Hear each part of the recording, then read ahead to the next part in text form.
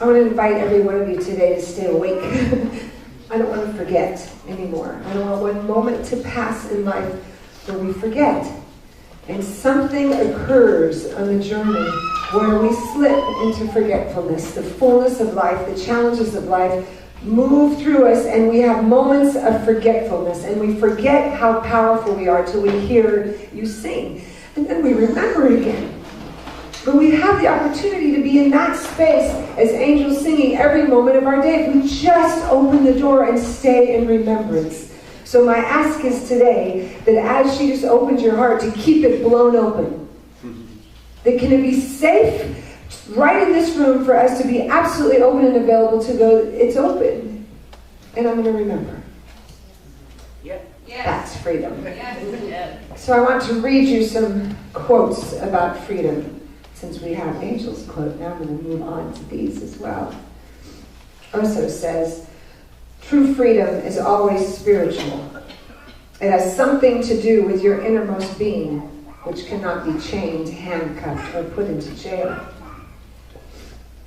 Dwight D. Eisenhower said, to be true to one's own freedom is, in essence, to honor and respect the freedom of all others. Thich Nhat Hanh says, freedom is the basic condition for you to touch life, to touch the blue sky, the trees, the birds, the tea, and the other person.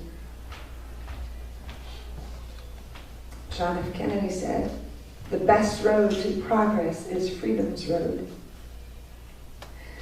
And our own wonderful Ernest Holmes says, the road to freedom lies not through mysteries or occult performances, but through the intelligent use of natural forces and laws. He said that close to 100 years ago. I mean, that's profound.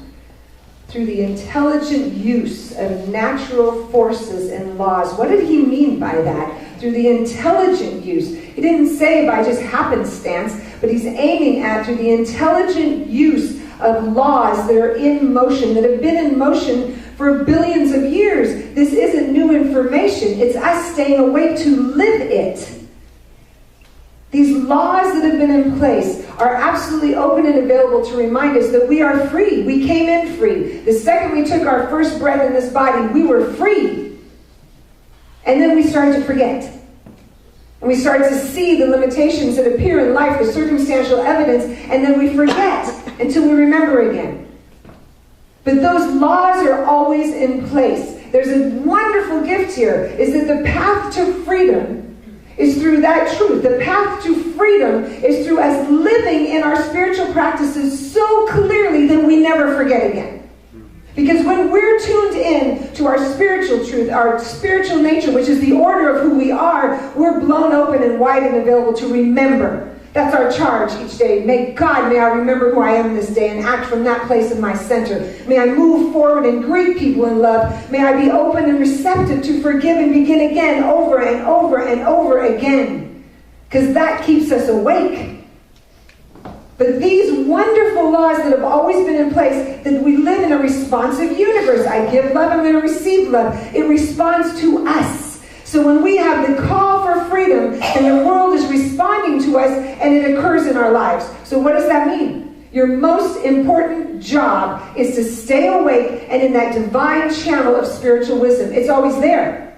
But when we close the door for a moment and forget, Spirit is right there still knocking. Hello, I'm right here. Don't you leave me outside. It's right there. But sometimes fear and circumstantial things close the door. So our job is to each day, what is that channel? How is that channel available to me? And just think about this for a moment. When we're in lack and limitation and fear, you can feel your body constricting. You can physically feel, you take a breath, fear pops up, and everything goes like this. And our entire cells, bones, muscles, everything pulls in. When we're in freedom, whoo! We're just like open.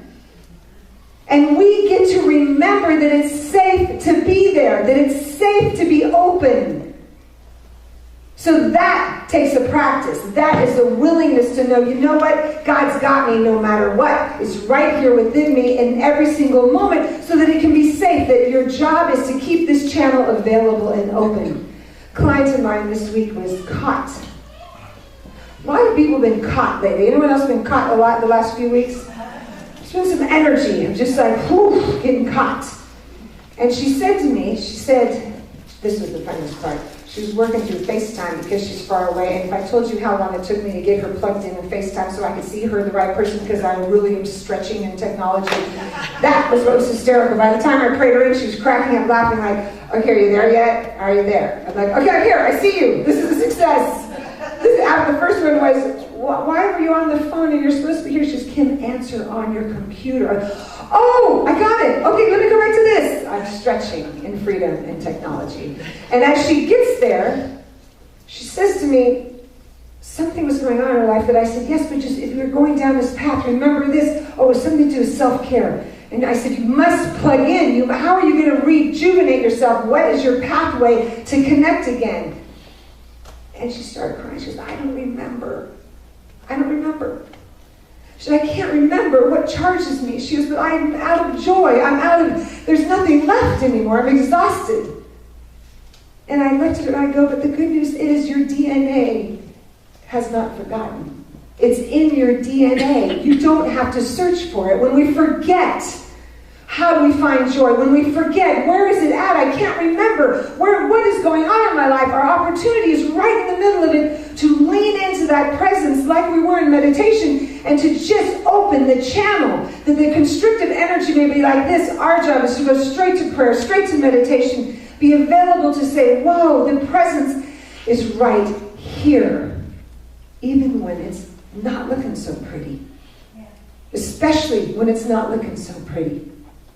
You know, this isn't a challenge-free life. We didn't sign up and say, I'm only coming in if I have absolutely no challenges. None of us said that. We just said, yes, I'm signed up and in. But when we got here, suddenly challenges do appear. And we must grow through them. And part of our growing edge is to stay in the availability of, wait, I'm cleaning up that channel and I'm staying present to Spirit having a clear place to land, because it just wants to come through you.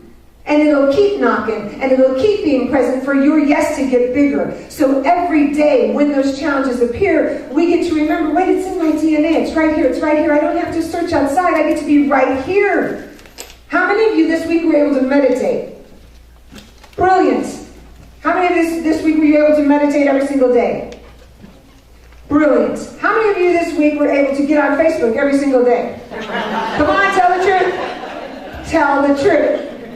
Almost every hand is going up. I know some of you are thinking, I do not want to put up my hand because I know where she's going with this. Point is, we do make time for social media, don't we? Right? And when we then look at someone and say, I had no time to meditate this week. I was way too busy. We forget, well, wait a minute. We can turn that off and go, I must open my channel. And is this opening my channel, or is that opening my channel? You choose. Choice is how we get to freedom.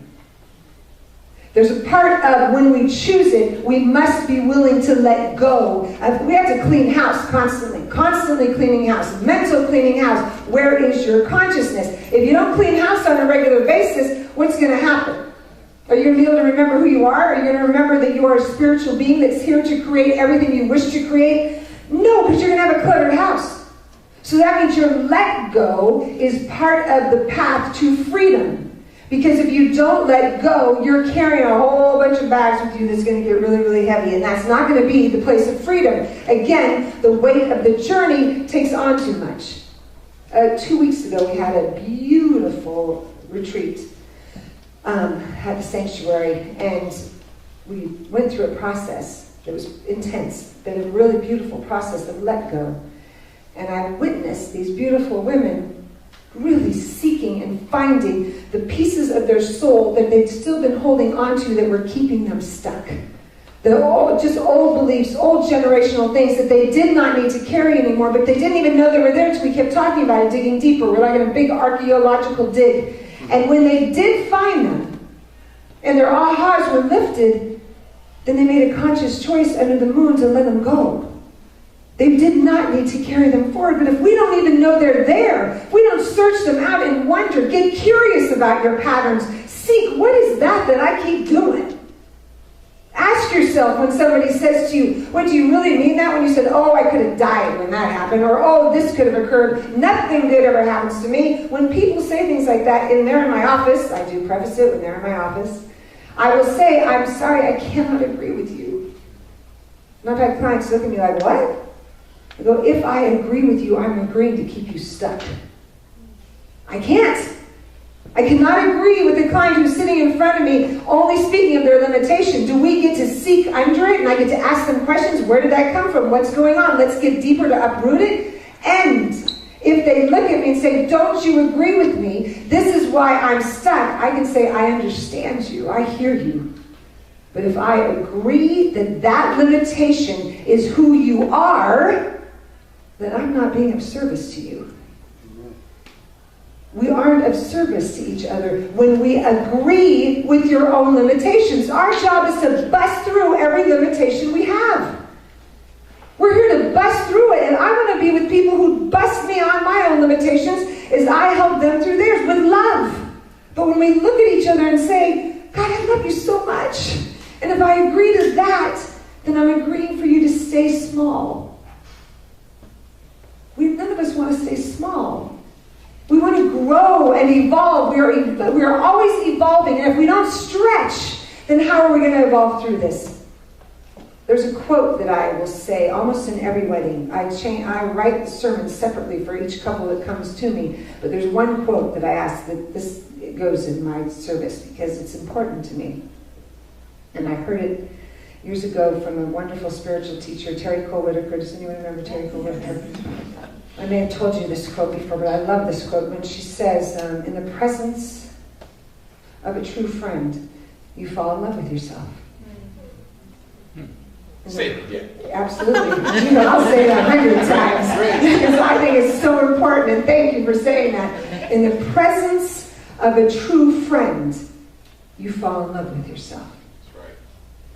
Because when you're standing next to someone who will not agree with your limitations, someone who sees you as a spiritual, powerful being, not constricted by the circumstances of your life, but sees your light and radiating, you then find it safe to fall in love with yourself.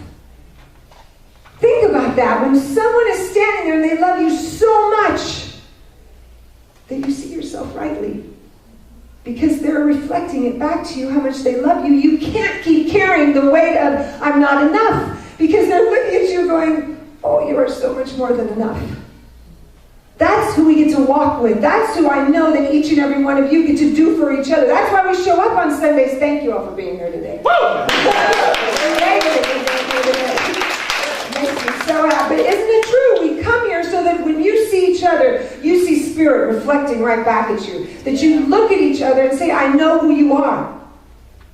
I know who you are, bigger than a title of where you came from, bigger where you grew up at, bigger than this country. I know who you are. That's how we get to keep operating in life. That's freedom. Because then we're not agreeing with any constraints of the past. We're bigger than the constraints. Our consciousness is not determined by location. So anyone who feels like they're stuck in a constraint, their consciousness gets to keep growing and stand for freedom no matter if there are walls around them. Nelson Mandela saw through those walls because his consciousness kept growing. His consciousness kept growing. He didn't get stuck by the visual that was before him. As spiritual beings, see that challenge. Do not ignore it, but see straight through the center of it. See love and light straight through the center of it. Because when you do, you transform the circumstances. Or as Reverend Michael says, they bend to you. They stop blocking you. They bend to you when you stand in faith and know, I choose freedom even now. Even now in the midst of this. Yes. Then all circumstances change towards you to say yes, because this is a responsive universe. That's how it occurs. We get to keep growing, evolving, letting go, remembering who we are, and being in a consciousness, a community that reminds us of our grace, reminds us of our power, that sees it before we even do. And you may not get that on Facebook. You may. Anyway, and my point being is, if you balance it out with how much time am I in meditation and prayer and how much time am I on social media, we have the speed of technology that is a joy. I was in this business meeting Friday night, and I was being educated by my wonderful team about how they were saying, Kim, you've got to get much faster on all this social media. We need you to be doing Facebook Live every day. And I'm like, oh my gosh. I'm just doing this. And I'm looking, you mean I'm supposed to go like this every, what? Like this, that's wild. And so they were trying to catch me up, and I said something about, but we'll lose that connection or something. They both looked at each other and went, oh, could she just get on board? And I said, wait 1 second. I speak about this. If we're out of balance, there's times I don't want to do this. I want to do this. Yes. I want to look at you and have a conversation. I want to pick up the phone and say, how are you? And hear your voice.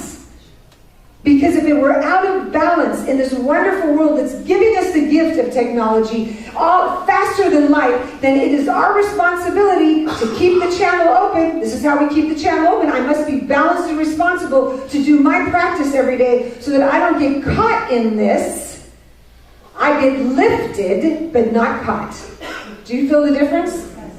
That I get lifted because I'm gaining the wisdom of the world in mass, all this information coming at me, but I don't lose the human connection, that spiritual truth, that I want to touch people, know people, I want to be in their presence so that they can see the light of me and I can see the light of them, and together we're changing the world. We're not going to change the world simply by being behind a computer and not seeing each other. We must look up and say, bless this, and oh my God, bless us. Yes? Yes. So that balance is so necessary. So we must constantly be in let go, constantly be in, is my channel clear, is my channel clear? I charge you all this next week that when you start to get caught by a moment of forgetfulness, of forgetting who you are, of questioning what's going on, feeling free, check your body. Your body starts tensing up. You're going to be like, I'm not feeling free. What do I need to do to feel free? What do I need to do to feel free? Right now, just think for a moment of at least one thing you can do each day to feel free. Just one. You got a few? Okay, good. I want you to do this every single day. Every moment, find that pathway to what brings me freedom, because it's the natural order of your life. It is your consciousness. Your consciousness is free, so please cultivate it regularly, constantly, consistently to stay awake so that the outside world does not take you down into forgetfulness. That is our job. When you catch the insights, when you're still. Did anyone catch an insight today in meditation? Catch vibration. When you catch an insight, this came up at the retreat 2 weeks ago. It came through. It was one of those insights that came through, and then I went like this. Ladies, what did I just say? Spirit said something. Somebody tell me what it was. And they all were like, oh wait, you said this. And I was like, oh, thank you. But what Spirit said is when you catch an insight and propel it into action, that is freedom. So what I said? See, she's checking. But when you catch the insight in life, whatever your insight is, but you propel it into action, that is freedom. Because when we hold insights like, oh, that would be great if I went and meditated every day, but don't do it. Oh, that'd be great if I called that person and told them I love them so much and I'm so grateful to them, but we don't do it. We're still caught. Think about that for a moment. Insights that just sit still. I'm not going to tell you what Reverend Michael says they are, because I can't say it. But when they just sit still and aren't propelled into motion, then they just sink. They will go to someone else who's going to pick it up and put it into action. Look at your life today and think, what insights have I caught that are necessary for me today to propel into action so that I may be free? Because without putting it into action, it goes into stagnation. And I don't want any of us to be in stagnation. Let's go. Let's go. He's like, you are ready. He said, put that insight into action today. So you have charges today, I'm asking of you, is to really catch it, move it into action, and allow yourself to absolutely be in full throttle freedom by right of consciousness, not by location. You got what I'm saying there? By right of consciousness, you are free. It has nothing to do with location, with relationship, with your job, with where you live. It has nothing to do with that. You choose freedom today. And who says yes to that? Yes. Absolutely. All aboard for, ooh, that was a good one. Get on the train for freedom. I have to read to you something. Hold on, there's something about, oh, this one. I got this fabulous book for my birthday, the Book of Joy. And Desmond Tutu had something to say about Nelson Mandela and challenges in life and freedom. So I want to read it to you before I close. Is that okay? Yeah. He says, you know, when Nelson Mandela went to jail, he was young, and you could almost say bloodthirsty. He was head of the armed wing of the African National Congress, his party. He spent 27 years in jail. And I cry every time I say it. 27 years. Oh, what a waste. He says, and I think people are surprised when I, Desmond Tutu, says no. The 27 years were necessary. They were necessary to remove the dross, the suffering in prison helped him to become more magnanimous, willing to listen to the other side, to discover that the people he regarded as enemy, they too were human beings who had fears and expectations. And they had been molded by their society. And so without the 27 years, I don't think we would have seen the Nelson Mandela with the compassion, the capacity to put himself in the shoes of others. That's a lot to say from a very wise man. So what I'm pointing to is very often we look at our journey and think, why am I going through these challenges? Why? And I ask you to put the why to the side and ask a bigger question. He was cultivating consciousness.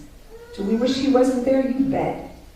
Doesn't mean we wish he was there. We wish he wasn't. But he chose to cultivate consciousness bigger than location.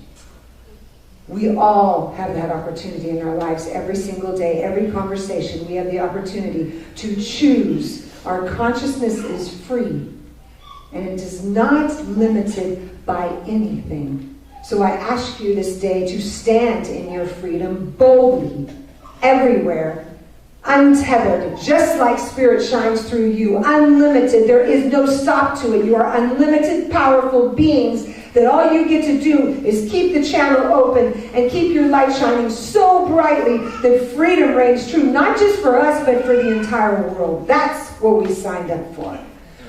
Whew, and that's what I'm saying yes to. Can we please go to prayer on that? Yes.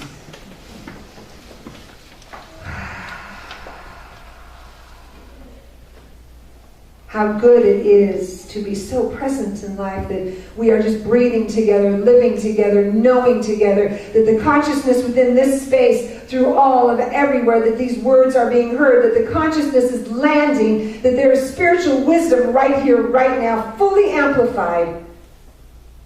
That our job, that what we are saying yes to, our charge as spiritual awake beings is to stay awake, to keep that channel open and available, to listen and to catch spiritual wisdom with every breath, so that with every step forward, our choices are love-inspired, our light lifted, our joy and passion and compassion bringing others to one another and to themselves. This day, every individual within the earshot of my voice is taking a stand for love.